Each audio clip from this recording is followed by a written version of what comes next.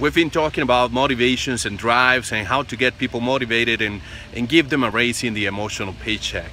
So there are different kinds of motivations, but today I would like to talk to you about one of them, the first one, which is belonging to a team. That sense of security that comes with interdependency, interconnectivity, having someone there to scratch your back when you're having problems, support one another, belonging to a team.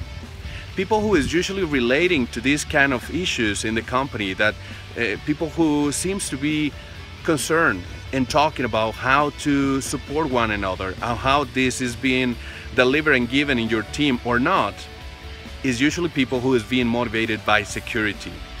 Understanding and recognizing how many people you have in your team that is being motivated by this category or fall in this category is going to help you translate whatever you're doing in your company, whatever goals and objectives and principles and mission you're pursuing and goals you have, translating them into the benefits that this will bring to the group in the shape of security, belonging to a team, and having a stronger community.